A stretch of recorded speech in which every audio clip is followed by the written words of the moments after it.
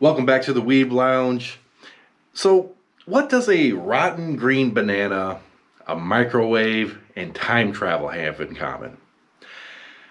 Well, if you watch Steins Gate, you'll find out that it's actually perfectly logical.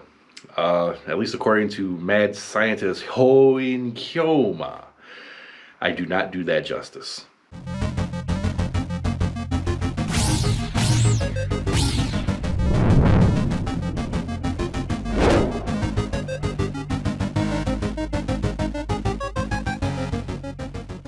Steins Gate is an absolute incredible anime. I'm going to throw that out right now because there's a few seasons of it. There's multiple visual novels. I can't express how awesome this series is. Even though season 2 is kind of slow at the start, I look past it because the whole show is just incredible. But anyways, let's start out with Okabe. Okabe is basically the founder of the Future Gadget Club. It's basically like a little apartment they rent out and do stuff. Just making like worthless trinkets and gadgets, hoping to have some kind of breakthrough or something, right? But he goes by Hoin Kyoma, the mad scientist. Always wears the white trench coat, lab coat.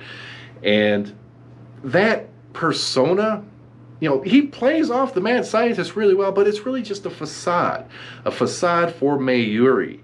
Now, I guess the backstory with that is Mayuri had some, close relative, close friend die. She was really, really down in the dumps, and to try and cheer her up, Okabe just on a whim came up with this whole Kyoma guy, mad scientist kind of crazy thing, and it worked. It really cheered her up. She thought it was funny. She thought it was great, and years and years go by, and he's still living this out, basically. So you got Okabe, you have Mayuri, and you also have Itaru. Itaru is the big, fat, otaku-looking lolicon guy, or whatever the heck, right? He is a computer hacker, and he's not just a hacker. He is incredibly, incredibly good at it, and I guess he spends too much time on 4chan, and yeah, it's just doing things that he probably shouldn't. But all three of those combined, they just come up with all these little stupid gadgets, right? All these stupid little things. I think one of them was like a gadget number something, a vacuum cleaner or whatever. I mean, they're pretty much worthless until they get to Future Gadget number 8. But before I get to that, I have to mention Kurisu.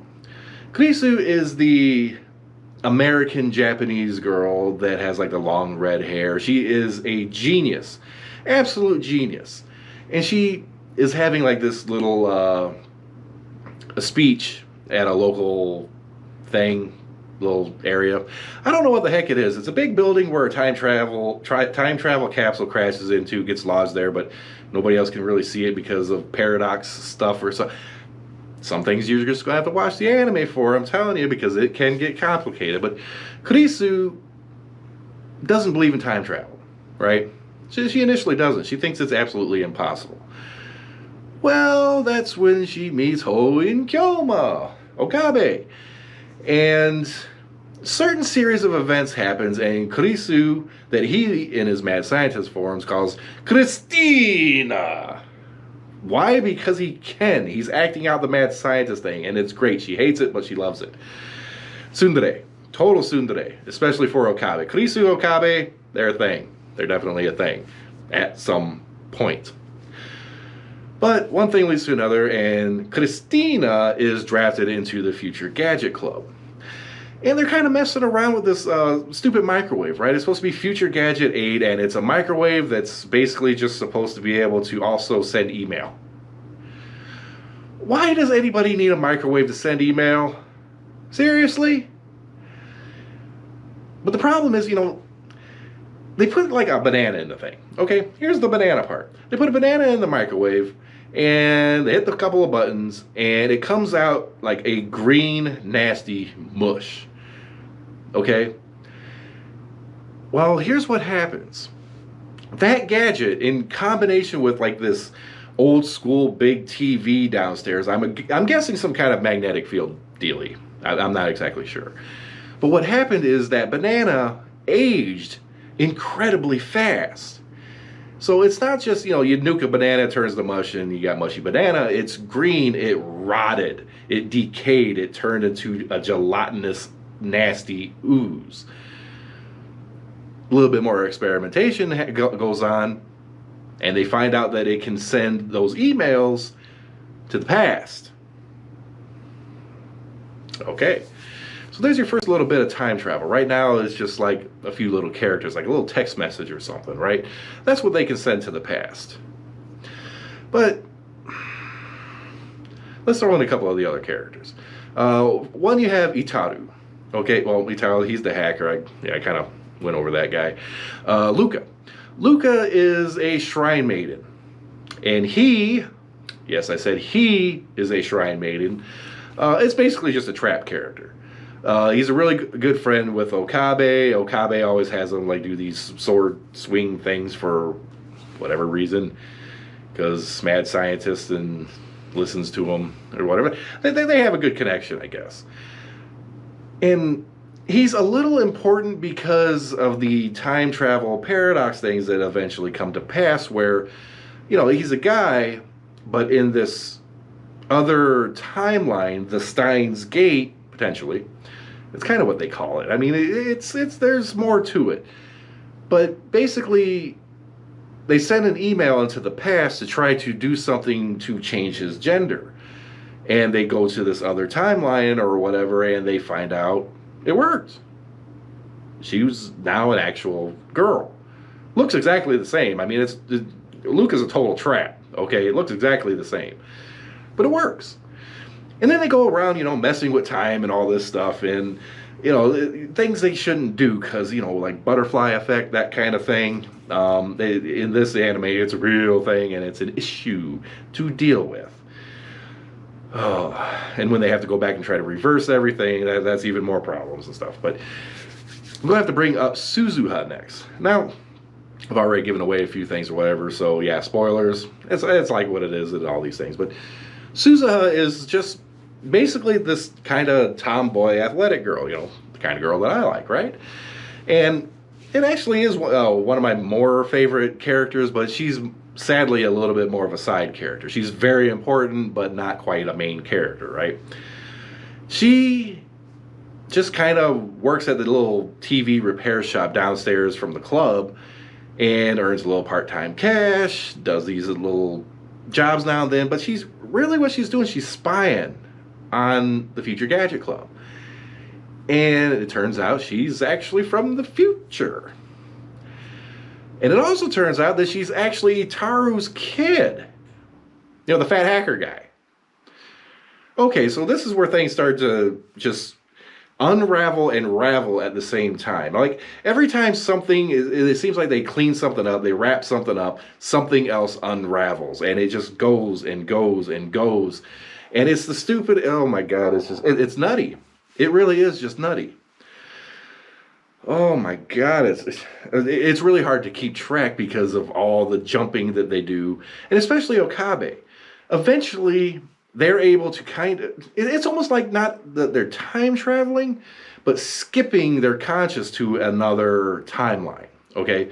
Like, Suzuha was able to physically time travel, but what Okabe kind of does is, it's almost as if he's moving himself from different timelines, different branches in time, but he's replacing the conscious of them. And it's a little harder to explain of that, but eventually, normally they have to use the microwave. You gotta use the microwave if you want time travel, save lives, especially Krisu.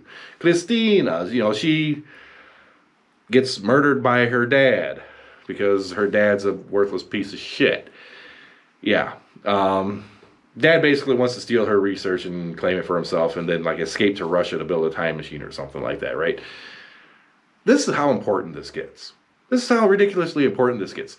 Government's starting to find out this stuff. There's a whole thing about CERN, okay? The whole Large Hadron Collider, Hadron? The big circle with the elements that, yeah, that thing. It's not that CERN, but it's CERN, right? And the reason they have that collider is because they're trying to do time travel and stuff. And here, a guy with a banana and a microwave somehow is traveling through time, and turns out CERN is kind of evil, I guess. Oh, but it blows up. This whole thing blows up into just like this crazy proportion because essentially people start to realize that if you have time travel, okay, if any nation's government discovers time travel, that's the end all be all. That's it. If you control time, you control the outcome of everything. And when Christina's dad defected to Russia, took all that research with them, here we go with World War III. That is what all this actually ends up leading to. World War III. Well, if you think about it, you know, time travel, time capsules, like I mentioned before, World War III is kind of a given if that ever comes to be. There's going to be a lot of people in power who want to be able to do that and want it for only themselves. But when they start to realize that maybe it's different timelines and stuff, maybe it's not so important or something like that. Yeah. Oh my God, there's so much in this. I mean, I know that there's a few characters that I'm not mentioning, like, you know, the cosplay cat girl who's like this little famous idol and such, and a few other characters here and there. Season 2, you have a couple more that show up. I don't want to go into every single character, every little nuance, because my brain's... I can't keep my brain together enough to remember and recall all of this stuff as it is. So I'm going to leave that to you guys. Season 1 of Steins Gate is absolutely awesome. Steins Gate 0, which is basically season 2, absolutely awesome. But do keep in mind the first few episodes. I'm talking like maybe the first 7 or 8 episodes in this, okay? These are like 20 plus episode seasons. The first 7, 8 episodes are kind of slow because it's basically Okabe dealing with Christina's death. Because in order for him to save Mayuri, and he travels back in time a lot. He drives himself batshit crazy trying to save her life. You gotta see how that leads up to. It's almost like a voluntary Groundhog Day that involves the death of your best friend every single time, no matter what you do and what you try to change it. Tens of thousands of times. Imagine that'll drive you nuts, watching your best friend die that many times. Feeling of hopelessness has to be crazy, but he found a way to get around that. But in order to save Mayuri, Kurisu has to die. That's the only way around it. Steins Gate 0, we're trying to fix this stuff up, right? Not going to go into season 2 that much, but how they get from point A to B to C to D, you got to watch the anime. I can't recommend it enough. And with that, like, subscribe, hit that notification button. More videos to come, and I've got a lot of work to do, so we'll see you in the next one.